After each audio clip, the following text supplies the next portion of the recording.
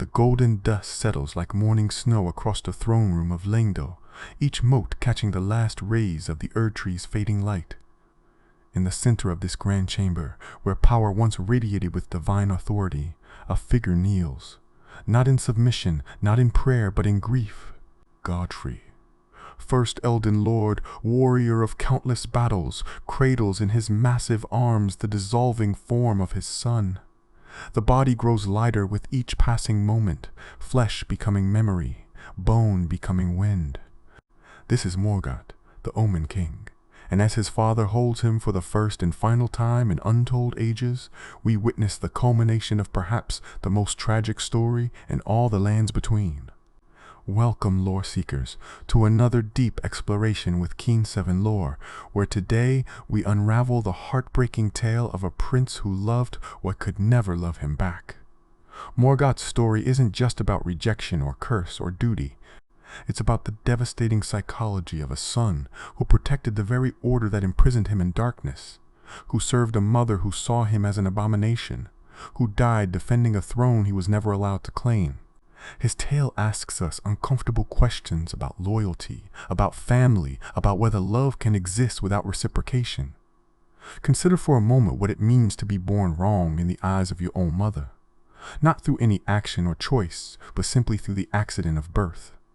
Morgott and his twin brother Mohg entered this world as heirs to the golden lineage, sons of Godfrey and Queen Marika herself. Yet their first breaths were already tainted in the eyes of the Golden Order. The tangled horns that sprouted from their infant skulls mocked them as Omen, bearers of primordial power that the current age deemed accursed. Where other royal children were celebrated, these twins were hidden. Where other princes learned statecraft in golden halls, Morgott learned suffering in the depths below Leyndell. The subterranean Shunning-Grounds aren't just sewers or catacombs. They're a deliberate erasure, a place where the Golden Order buries its contradictions and shames. Down there, in perpetual darkness that no amount of grace could penetrate, two princes grew up knowing their bloodline made them both royal and reviled. The shackles that bound them weren't ordinary chains, but golden magic itself. The very power of their mother turned against them. Morgott's shackle, as we discover it in our journey, was specifically crafted to keep these particular Omen under the strictest confinement. The item description doesn't mince words about its purpose or its cruelty. Yet here's where Morgott's story diverges from typical narratives of the oppressed. Most beings subjected to such treatment would harbor resentment, would dream of revenge, or at least freedom from their oppressors. Mohg certainly took that path, embracing his Omen nature and finding power through the formless mother. But Morgott? Morgott looked up from his prison at the golden light above and decided to love it. Not just accept it, not just endure it, but actively protect and serve it with a devotion that borders on the incomprehensible. This devotion manifested even in how he viewed his own cursed blood. While other Omen might see their nature as simply different, or even as a connection to the primordial crucible that predated the Erdtree, Morgott saw his blood as contamination. He extracted portions of it, sealed it away, transformed it into weapons he could barely stand to wield. His cursed sword, shimmering with the shifting hues of his rejected heritage, was something he encased in stone, carrying it like a shameful secret rather than a blade. When forced to unleash his true power in battle, defending the very capital that imprisoned him, he would afterwards speak of the shame of staining the thrones with his curse. The self-hatred runs so deep it has become his identity. The Shattering changed everything and nothing for Morgott. When the Elden Ring broke and the Demigods went to war, when the Golden Order that had imprisoned him fell into chaos, Morgott could have seized his freedom. He could have joined his siblings in their various bids for power, could have claimed vengeance for his imprisonment, could have at minimum simply walked away. The chains were broken, the parents who had condemned him were gone or transformed, and the age that had deemed him accursed was ending. Instead, Morgott rose from the depths not as a conqueror, but as a protector. He claimed a great rune not for personal power, but to defend Leyndell from his own siblings. Think about the profound tragedy embedded in that choice. The capital that had been his prison became his ward. The thrones that had no seat for him became objects of his protection. The Golden Order that had labeled him abomination became his cause. He took on the identity of Morgott, the fell Omen, placing himself as a gatekeeper to stop any tarnished from reaching the capital. But he also became the veiled monarch, ruling Leyndell from the shadows, because even in authority, even as the last defender of the Golden Order, he couldn't bear to show his face openly. The Knights Cavalry, those mysterious riders who patrol the lands between in darkness, answer to him. He commands from behind veils and through intermediaries, protecting a city whose citizens would flee in terror if they saw their true king. If you're finding value in this exploration of one of Elden Ring's most complex characters, consider subscribing to support the channel and join our growing community of lore enthusiasts. Your support truly makes these deep investigations into the stories that shape gaming possible, and there's so much more tragedy and meaning to uncover in Morgott's tale. The psychological complexity of Morgott's character becomes even more apparent when we examine how he views his fellow demigods. In his eyes, every single one of his siblings is a traitor. Godric the Golden, diluting their lineage with grafting. Radahn, whose military might could have defended the capital, but instead pursued personal glory. Ricard, consumed by blasphemous ambition. Ranni, who orchestrated the very night that shattered their world.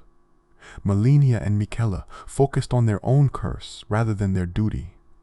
And Mohg, his own twin, who embraced what Morgott spent his entire life rejecting. When Morgott gestures to their thrones in his cutscene, naming each traitor in turn, watch carefully. There are thrones for all of them, even those who abandoned or betrayed the Golden Order. But there are no thrones for Morgott or Mohg. Even as the last king of Leyndell, even as the sole defender of the Erdtree, Morgott has no seat in the Hall of Power. He guards thrones he can never occupy, preserves a lineage that won't claim him, maintains an order that denies his very existence. The tragedy deepens when we understand that Morgott genuinely believes in the righteousness of the Golden Order. This isn't Stockholm Syndrome or mere conditioning. In his worldview, the system that oppresses him is fundamentally correct, and he himself is the aberration. He doesn't see his treatment as injustice, but as the proper order of things. An Omen has no place in the Golden Halls, so of course he rules from shadow. An Omen's blood is cursed, so of course he must seal it away. An Omen cannot be Elden Lord, so of course the Erdtree rejects him. That final point deserves particular attention. When we face Morgott and triumph, when his body lies broken before the sealed entrance to the Erdtree, he discovers the ultimate futility of his devotion. The thorns that block the way won't part for him. The tree he spent his life protecting denies him even the chance to restore it. All his loyalty, all his sacrifice, all his self-hatred in service to the Golden Order amounts to nothing in the face of that final rejection.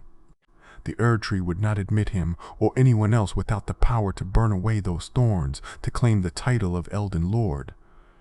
Yet even this ultimate rejection doesn't break Morgott's faith. His dying words aren't curses against the order that spurned him, but warnings about the throne's burden, about the bitter truth that awaits any who would claim it. He remains, to his last breath, more concerned with protecting the Erdtree than with his own legacy or justice. The item description from Morgott's remembrance provides perhaps the most heartbreaking summary of his existence. Though born one of the graceless Omen, Morgott took it upon himself to become the Erdtree's protector. He loved not in return, for he was never loved, but nevertheless, love it he did. These words capture the essence of unreciprocated devotion, of giving everything to something that can give nothing back. The text makes it clear that this wasn't delusion on Morgott's part. He knew he wasn't loved. He knew the Golden Order despised him, and he served it anyway. This becomes even more poignant when we consider his relationship with grace itself. Omen are born graceless, outside the Golden Order's blessing, yet Morgott was somehow deemed the grace given. This title suggests that his unwavering loyalty earned him something his birth denied, that through sheer devotion he achieved what should have been impossible for an Omen, Ironically, perhaps cruelly, he dismisses us as graceless when we face him, not recognizing that we carry the very grace that guides us to oppose him. Or perhaps he does recognize it and simply cannot accept that grace would guide anyone against the Erdtree's last defender. The complexity of Morgott's identity crisis manifests physically in his transformation during our battle. When pushed to his limits, when his duty demands his full power, the Omen blood he has spent a lifetime suppressing erupts forth. His body elongates, his movements become bestial, holy weapons manifest from cursed blood. The elegant swordsman who opened our confrontation becomes something primordial, something that predates the very order he defends. In these moments, we see the Crucible's power, that ancient force that the Golden Order now deems heretical, but which once was considered divine. The Crucible represents primordial life, the churning chaos from which all things emerged. In the time before the Erdtree, bearing aspects of the Crucible like horns, tails, or wings was considered not just acceptable, but divine. The Crucible Knights, those ancient warriors we encounter throughout the lands between, proudly bear these aspects as marks of honor. Yet by Morgott's time, by the age of the Erdtree and the Golden Order, these same marks had become symbols of curse and shame. This shift in meaning, from blessing to curse, happened within Godfrey's lifetime. The man who would become Morgott's father was himself a warrior from a more primitive time, elevated to lordship through strength and conquest. His knights bore crucible aspects with pride, yet his own sons, manifesting these same primordial traits, were deemed accursed by the very order Godfrey helped establish. The father who might have understood, who came from an age that wouldn't have rejected them, was absent for their birth and imprisonment, exiled to wage wars in distant lands until even those wars ran out. The relationship between Morgott and Godfrey exists mostly in absence, in negative space defined by separation. We know Godfrey was exiled before he could know his Omen sons. We know Morgott grew up without a father's protection or guidance, with only the cold authority of a mother who saw him as mistake. All those years in the Shunning-Grounds, Morgott had no champion, no one with the power to challenge Marika's decree about his fate.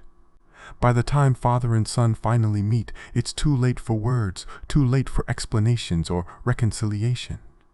When Godfrey returns to find Morgott's body dissolving into light, the former Elden Lord doesn't speak of glory or honor or duty. He simply cradles his son and acknowledges the weight of time lost. "It's been a long while," he says, and in those simple words lives an ocean of regret.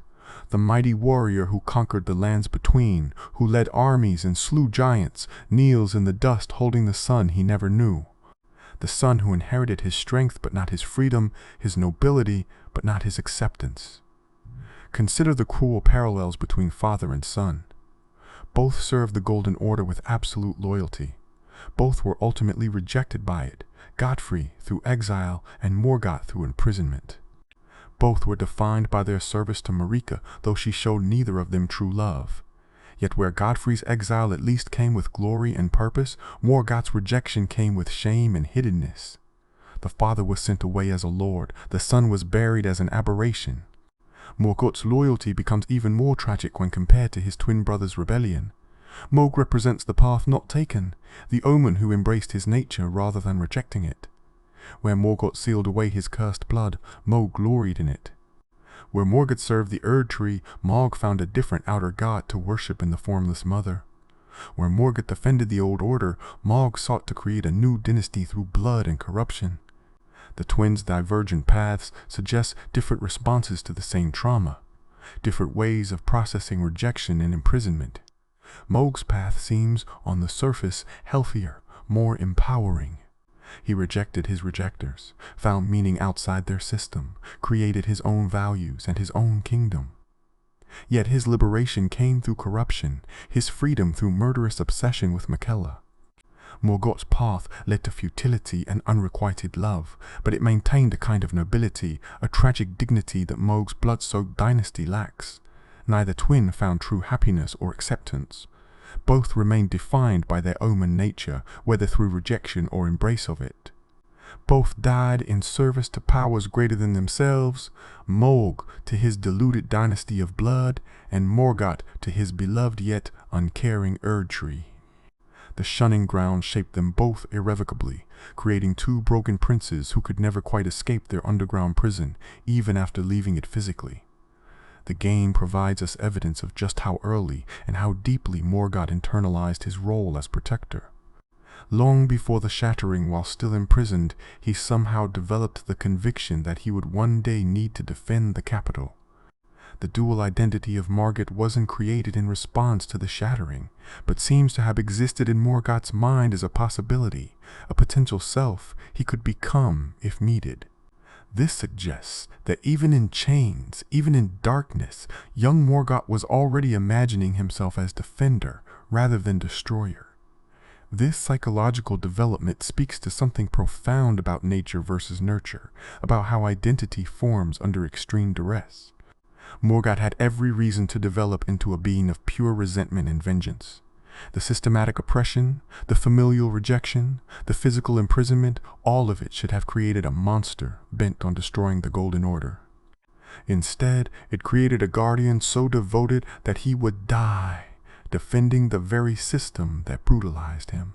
Some players interpret this as a form of deeply internalized self-hatred, a psychological state where the oppressed so thoroughly accepts their oppressor's worldview that they become their own worst enemy. There's certainly evidence for this reading. Morgott's dialogue reveals someone who genuinely sees himself as lesser, as tainted, as unworthy of the power he wields. He doesn't just accept the Golden Order's judgment of Omen as cursed. He embraces it, embodies it, enforces it. Yet there's something else at work here too, something that transcends simple psychological damage. Morgott demonstrates a form of love that exists independently of reciprocation, a devotion that doesn't require validation or reward.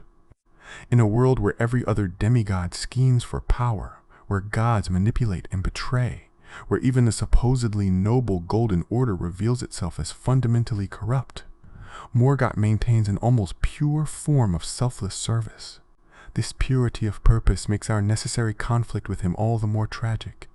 We don't face Morgott because he's evil or corrupt or mad with power. We face him because his devotion to a dying order blocks the path forward. He stands in our way not as a tyrant, but as a guardian, not as an usurper, but as the last legitimate defender of the existing system. When we strike him down, we're not defeating evil but tragedy itself, ending the long watch of a sentinel who never should have been at his post. The game reinforces this tragedy through environmental storytelling. The capital Morgott defends is already falling apart.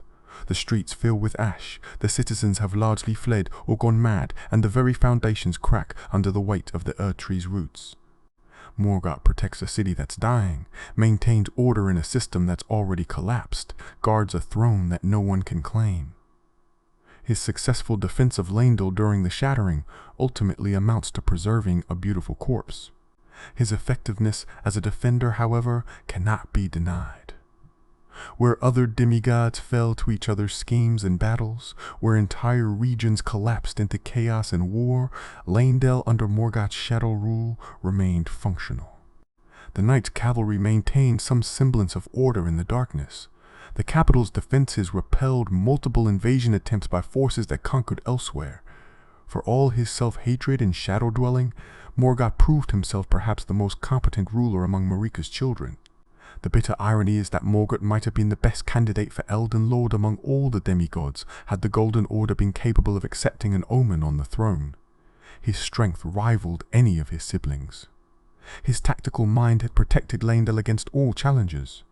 His devotion to duty surpassed even Radahn's loyalty to the stars or Malenia's dedication to Miquella. Most importantly, unlike every other candidate, Morgott wanted to preserve rather than transform the existing order. But the system he sought to preserve was built on principles that excluded him by definition. The Golden Order's fundamental laws, established by Marika herself, declared beings like Morgott antithetical to grace. No amount of loyalty could overcome ontological rejection. No degree of service could transform an Omen into something acceptable. The throne he protected could never be his, not because he lacked worthiness, but because worthiness itself was defined in terms that excluded him from the start. When we examine the weapons and magic Morgott wields, we see this internal conflict made manifest. His holy spears and hammers, conjured from cursed blood, represent impossible fusion, paradox given form. The golden magic he commands shouldn't answer to an Omen's call, yet it does, transformed through his cursed blood into something unique. He has created his own miracles through corruption he despises, achieving divine power through means the Golden Order would consider blasphemous. This synthesis of holy and cursed, of order and chaos, positions Morgott as a bridge between ages that refuse to connect. He embodies both the Crucible's primordial power and the Erdtree's ordered grace, yet belongs fully to neither. In another story, in another world, this synthesis might have made him a unifier, a being capable of reconciling the old powers with the new. But in the lands between, in the age of the Shattering, it only deepens his isolation. The game suggests, through various item descriptions and environmental details, that Morgott's reign as the Veiled Monarch lasted far longer than we might initially assume. While other regions descended into chaos immediately after the Shattering, Leyndell maintained stability for potentially centuries under his shadow rule. Generations of citizens might have lived and died, never knowing their protector was the very type of being they'd been taught to fear and despise. This hidden tenure represents one of history's cruelest jokes. Morgott successfully proved that an Omen could rule wisely and well, could protect and preserve civilization, could command loyalty and maintain order. But he proved it in secret, behind veils and through intermediaries, in ways that could never challenge the prejudices that deemed him unfit.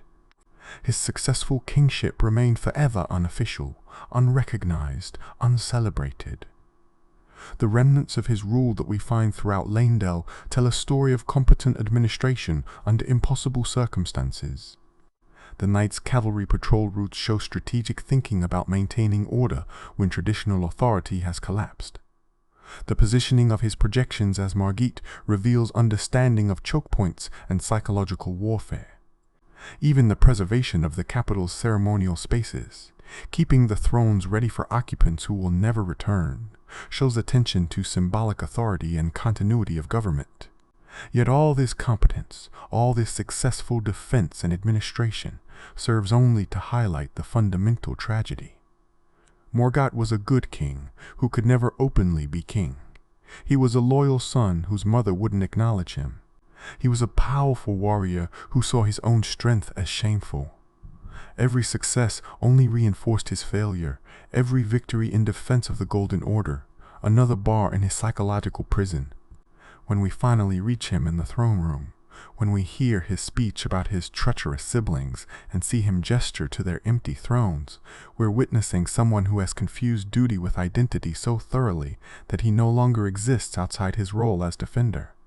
Morgott doesn't introduce himself with his own achievements or righteousness. He defines himself entirely in relation to others' failings as the last one who didn't betray, the only one still standing watch. The community has noted fascinating parallels between Morgott and classical tragic heroes from our own world's literature. Like Shakespeare's tragic figures, he possesses a fatal flaw that ensures his downfall despite his noble qualities. But unlike Hamlet's indecision or Othello's jealousy, Morgott's fatal flaw is his virtue taken to excess. His loyalty becomes self-destruction, his duty becomes self-erasure, his love becomes a weapon turned against himself. This excessive virtue manifests most clearly in his refusal to claim power for himself even when all other claimants had fallen or revealed their corruption. At any point after the Shattering, Morgott could have declared himself Elden Lord openly. He held a great rune, commanded the capital, had defeated all challengers. Yet he continued to wait for someone worthy, someone graceful, someone who wasn't him. He maintained the fiction that the old order would restore itself properly, that Marika would return or a true heir would emerge, that his role was only ever to be temporary guardian rather than ruler. The game's cut content reveals even more heartbreaking dimensions to Morgott's character. In dialogue that didn't make it to the final version, Morgott apparently referred to himself as Elden Lord, suggesting that at some level, perhaps in his deepest fantasies, he imagined a world where his protection and service might be enough to overcome his cursed birth. These glimpses of ambition or hope make his ultimate rejection by the Erdtree even more devastating. When the thorns refuse to part for him, when the Erdtree denies him entry despite all his service, Morgott faces the ultimate truth that his entire life's purpose has been built on a fundamental impossibility. The order he preserved never had a place for him. The tree he protected would never accept him. The grace he somehow achieved as the grace given was always conditional, always limited, never enough to overcome what he was born as. Yet even facing this ultimate rejection, even dying with the knowledge that his devotion meant nothing to the object of his love, Morgott doesn't break. He doesn't curse the Erdtree or denounce the Golden Order. His final words maintain the dignity of someone who chose their path with full knowledge of its futility. There's something almost transcendent in this final refusal to let circumstances dictate his convictions. This brings us to the profound philosophical questions Morgott's story raises about the nature of meaning and purpose. If love unrequited is still love, if service unrecognized is still service, if protection of something that rejects you is still protection, then what does it mean to live meaningfully?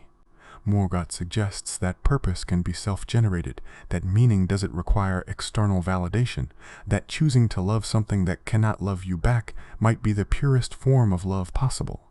But the game doesn't let us rest easy with this potentially noble interpretation, because Morgott's self-generated purpose also perpetuated systemic oppression. His protection of the Golden Order meant maintaining a system that would continue to brutalize other Omen, that would perpetuate the same cycles of rejection and violence that created his own tragedy. His noble sacrifice was also complicity in ongoing atrocity. The Omen we encounter in the subterranean Shunning-Grounds aren't there by choice. They're there because the system Morgott defends put them there. Every moment he maintains the Golden Order is another moment of darkness, for beings just like him, suffering just as he suffered, rejected just as he was rejected. His transcendent love is also betrayal of his own kind, his noble duty also participation in systemic violence. This complexity prevents us from simply celebrating or condemning Morgott. He exists in a space of moral ambiguity that reflects the larger themes of Elden Ring, where pure heroes and absolute villains are rare. His tragedy isn't just personal but philosophical, raising questions about complicity, about the possibility of reform from within, about whether loving something means accepting it as it is, or trying to change it. When Godfrey arrives to find his son's dissolving body, the game presents us with one of its most emotionally powerful moments, precisely because it brings together all these threads of meaning and tragedy. The father who might have protected his son arrives too late. The system that separated them has already claimed its final victim. The love that might have existed between them can only be expressed through grief over what never was. Godfrey's treatment of Morgott's body shows a tenderness we rarely see from the former Elden Lord. This isn't the warrior who conquered the lands between, or the chieftain who led the Tarnished. This is simply a father holding his dead son, acknowledging the weight of absence, the cost of systems that separate families and declare children unworthy of love. In cradling Morgott, Godfrey implicitly rejects everything the Golden Order said about his son's worth. But this rejection comes too late to matter to Morgott. He died never knowing his father would have accepted him, never experiencing the parental love that might have changed everything about how he saw himself. All those years defending thrones that included a seat for the absent Godfrey, but none for present Morgott, never knowing that his father would have chosen him over those golden halls. The game leaves ambiguous whether Godfrey knew about his Omen sons during his original reign. Some item descriptions suggest the twins were hidden even from him, that Marika made the decision about their fate alone. Others imply he might have known but been powerless to oppose the Queen's will. Either interpretation adds layers to the tragedy, whether it's a father who never knew he had sons to protect, or one who knew but couldn't save them. This ambiguity extends to Morgott's own understanding of his father. Did he blame Godfrey for not protecting him? Did he imagine his father would have accepted him if given the chance? Or did he assume Godfrey would have shared Marika's disgust? We never learn what Morgott thought about the father. He never knew, only that he maintained Godfrey's throne along with all the others, preserving a seat for someone who had been absent his entire life. The preservation of that throne might be the most telling detail about Morgott's character. Even for the father who wasn't there to protect him, even for the family members who had abandoned or betrayed the capital, Morgott maintained their places. He couldn't conceive of a world where the old order didn't restore itself, where the thrones might be occupied by different beings with different values. His imagination remained trapped within the system that trapped him. As we near the end of this exploration, it's worth considering what Morgott's story tells us about Elden Ring's larger narrative and themes. In a game filled with beings seeking to transcend their circumstances, to become gods or forge new orders, Morgott stands out as someone who sought only to preserve, only to maintain, only to protect. His tragedy isn't failed ambition, but ambition's absence, not reaching too high, but refusing to reach at all. The game seems to suggest through Morgott that pure preservation is impossible, that systems either evolve or decay, that defending something static means defending its deterioration. The Golden Order Morgott protected was already fundamentally broken, already contradicting its own principles, already generating the forces that would destroy it. His successful defense only prolonged the necessary transformation, delayed a reckoning that his very existence made inevitable.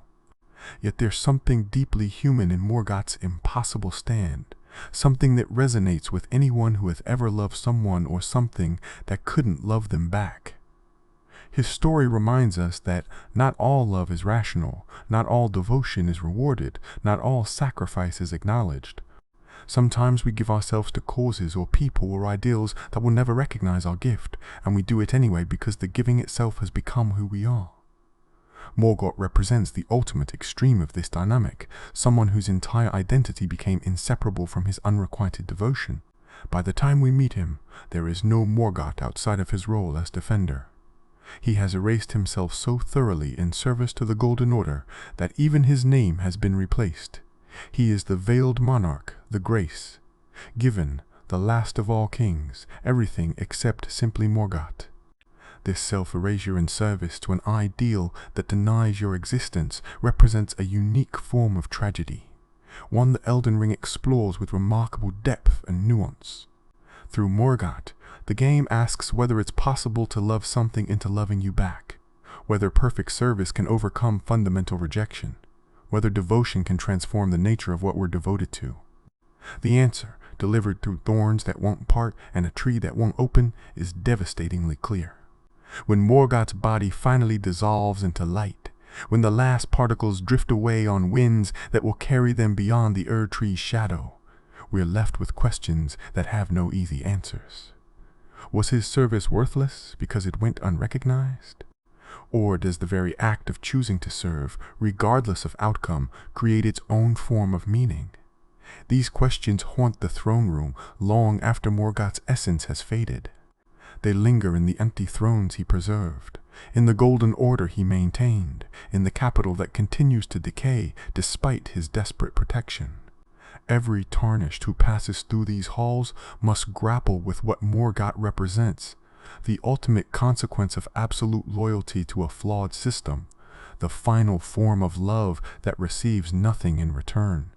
The legacy Morgott leaves behind is complex and contradictory, much like the man himself. On one hand, he succeeded in his self-appointed mission. Leyndell never fell to invasion during his watch. The thrones remained ready for their occupants. The ceremonial heart of the Golden Order survived the Shattering intact, even as everything around it crumbled. Future historians, if any exist to write such histories, might record him as the greatest defender the capital ever knew. But they would have to record him in shadow, as the veiled monarch whose face none could remember, whose true nature remained hidden even from those he protected. The citizens who lived under his rule, who benefited from his protection, would have fled in terror if they'd known their guardian was an Omen. The very people whose lives he preserved would have called for his death if they'd seen his horns. This is the cruelest aspect of Morgott's service. It could only exist through self-concealment, through becoming invisible, through erasing himself from the story he was writing. The Knights' Cavalry continue their patrols, even after their master's death, ghostly riders maintaining order in a world that has moved beyond such concepts. They represent the momentum of Morgott's will, continuing forward even without purpose, defending roads that lead nowhere, maintaining boundaries that no longer matter. Like their master, they've confused the act of guarding with existence itself, unable to conceive of a world where their vigil might end. This perpetual vigilance without purpose might be Morgott's truest legacy, the idea that duty can become so ingrained that it continues even after meaning has fled. Throughout the lands between, we encounter echoes of similar devotion. Soldiers still manning posts for kingdoms that no longer exist, knights defending lords who've long since gone mad, guardians protecting treasures that have lost all value. Morgott epitomizes this tragic devotion, but he's far from alone in it. What makes Morgott unique is the consciousness with which he chose his path. Unlike hollow soldiers following ancient commands or maddened knights lost in delusion, Morgott knew exactly what he was doing. He knew the Golden Order despised him, knew the Erdtree would never accept him, knew his siblings had abandoned their posts, and he chose to remain anyway. This wasn't unconscious programming or madness, but a deliberate, sustained choice to love what would not love him back. The philosophical weight of this choice resonates through every aspect of his character design. From the way he conceals his cursed sword in stone to the royal bearing he maintains despite his hunched Omen frame, every detail speaks to someone actively choosing to be more than their circumstances dictate. He could have embraced his Omen nature like Mohg, could have sought power like his other siblings, could have simply disappeared into the wider world. Instead, he chose the hardest path, to serve those who rejected him, to protect those who feared him, to love those who could never love him. In death, Morgott achieved something he never could in life, recognition from his father. But even this recognition comes wrapped in irony and absence. Godfrey doesn't get to tell his son he's proud of him, doesn't get to explain why he wasn't there, doesn't get to offer the acceptance Morgott craved. He can only hold the dissolving light that was once his child and acknowledge the weight of time lost. The reconciliation Morgott might have dreamed of in those dark years beneath Leyndell remains forever impossible. Yet perhaps there's meaning in Godfrey's grief itself. The first Elden Lord who stepped over countless bodies to build his legend, who treated violence as worship and strength as virtue, kneels in genuine sorrow for his rejected son. In that moment, the warrior who helped establish the very order that condemned Morgott implicitly acknowledges its failure. His tears, if lords like Godfrey can cry, fall for what the Golden Order destroyed, not just his son, but the possibility of his son, the life Morgott might have lived if born into a more accepting world. The game invites us to imagine alternative histories, worlds where different choices might have led to different outcomes. What if Godfrey had been present when his Omen sons were born? Would his warrior's pride have protected them from Marika's judgment? What if Morgott had encountered someone, anyone, who showed him acceptance rather than revulsion? Could love received have changed his path as profoundly as love withheld shaped it? These hypotheticals torture us precisely because Morgott had so much potential for greatness that went unrecognized and uncelebrated. His tactical brilliance that saved Leyndell could have served the kingdom in countless other ways. His unwavering loyalty could have been directed toward worthy causes. His strength could have protected those who actually needed protection rather than systems that perpetuated oppression. Every quality that made him tragic could have made him heroic in a different context. Instead, we're left with the Morgott who was. A king who couldn't be king, a son who couldn't be acknowledged, a hero whose heroism served his own oppression. His story becomes a meditation on waste, on potential denied, on the cost of systems that declare some beings inherently unworthy. Every player who faces him must reckon with the fact that we're not defeating evil, but ending tragedy, not overcoming corruption, but surpassing someone whose only crime was loving incorrectly. The item descriptions tied to Morgott paint a portrait of someone who sublimated every natural emotion into duty. His rage became tactical brilliance. His sorrow became vigilance. His self-hatred became power he could barely stand to wield. Even love, that most positive of emotions, became twisted into something that perpetuated his own suffering. He transformed every feeling that might have led to rebellion into another chain, binding him to his post. This emotional alchemy speaks to the profound psychological damage of sustained rejection, especially rejection that begins in infancy. Morgott never knew a moment of acceptance to build an identity around. From his first breath, he was wrong, cursed, unacceptable. The personality that developed under these conditions couldn't conceive of self-worth outside of service, couldn't imagine being loved for who he was rather than what he could do. So he did everything, gave everything, became the perfect servant to prove he deserved to exist. But existence was never something he needed to earn. The tragedy is that Morgott couldn't see this fundamental truth. In trying to justify his life through service, he implicitly accepted the premise that his life needed justification. In seeking to prove his worth through devotion, he agreed that his worth was in question. Every act of service reinforced the very ideology that oppressed him. Every moment of loyalty validated the system that denied his humanity. The community has drawn fascinating parallels between Morgott and real-world historical figures who served systems that oppressed them, who sought acceptance through perfect adherence to ideologies that fundamentally rejected them. These parallels make Morgott's story uncomfortably relevant, forcing us to consider how power structures perpetuate themselves through the loyalty of those they harm most. His fictional tragedy illuminates real tragedies. His impossible situation reflects possible ones. As we near the end of our exploration into Morgott's tragic tale, it's worth considering what his story means within Elden Ring's larger narrative about cycles, about orders rising and falling, about the impossibility of permanent preservation. Morgott tried to stop time itself, to maintain a golden moment that had already passed, to preserve something that was already dying. His failure was inevitable, not because he was weak, but because what he attempted was impossible. The Erdtree that rejects him is itself dying, its roots rotting, its leaves falling like golden tears across the capital. The golden order he defends has already shattered, its logic contradicted by the very existence of beings like him. The thrones he maintains will never again hold the demigods they were built for. Everything Morgott protects is already lost. He's simply the last one to accept it. Yet there's profound dignity in his refusal to accept the obvious. Like a captain going down with his ship, like a guardian at the gates of a city that's already fallen, Morgott maintains his post, not because he believes victory is possible, but because maintaining the post has become his identity. When everything else has fled, family, acceptance, hope itself, duty remains. It may be cold comfort, but it's comfort nonetheless. This connects to Elden Ring's broader themes about the burden of consciousness, about the weight of choosing in a world where most choices lead to tragedy. Morgott could have chosen differently at any point, could have embraced nihilism or vengeance or simple self-preservation.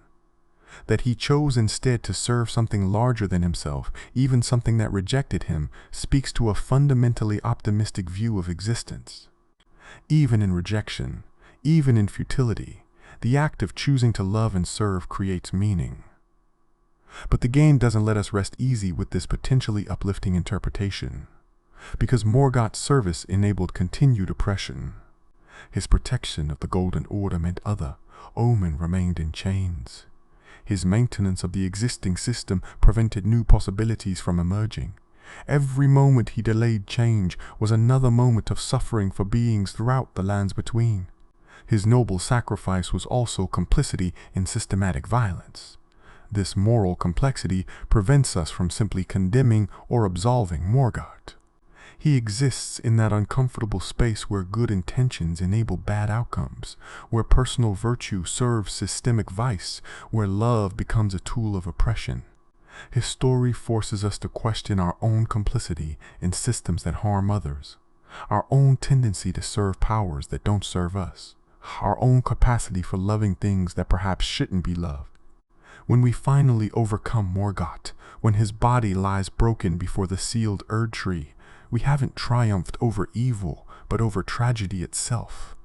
We've ended the watch of someone who should never have been watching, freed someone who couldn't free himself, brought conclusion to a story that could never have had a happy ending. Our victory is necessary, but not celebratory, required, but not righteous. We are, in our own way, as tragic as Morgott, forced by circumstance to destroy something beautiful in its own broken way. The silence that follows his death speaks volumes. No grand orchestral swell, no triumphant fanfare, just the quiet dissolution of a life spent in service to something that never served him back. In that silence, we might hear the echo of every unreciprocated love, every unrecognized sacrifice, every act of devotion that went unrewarded. Morgott's tragedy is unique in its specifics, but universal in its themes. And so we leave the throne room changed, carrying with us the weight of Morgott's story. We've learned that love doesn't require reciprocation to be real, that service doesn't require recognition to be meaningful, that devotion doesn't require reward to be profound. But we've also learned the cost of these truths, the price paid by those who embody them, the tragedy of lives spent serving systems that see them as less than human. Morgott, the Omen King, the grace given, the veiled monarch, the last of all kings, all these titles tell the same story of someone who gave everything to something that could give nothing back. His tale stands as perhaps the most heartbreaking in all the lands between, not because he failed, but because he succeeded in his impossible task of loving what would not love him. In the end, that might be the greatest tragedy of all, that Morgott achieved exactly what he set out to achieve, and it destroyed him. Thank you for joining me on this deep exploration into one of Elden Ring's most complex and tragic characters. Morgott's story challenges us to think about loyalty, about family, about the systems we serve, and why we serve them. If this investigation into the Omen King's heartbreaking tale has resonated with you, please consider subscribing to Keen 7 Lore. Your support helps make these deep dives into gaming's richest narratives possible. Together, we can continue uncovering the stories that make these virtual worlds so meaningful, so powerful, so impossibly human. Until next time, remember that even in the lands between, even in worlds of gods and monsters, the most profound tragedies are often the most personal ones. This has been Keen 7 Lore, and I'll see you in the next exploration of gaming's greatest stories.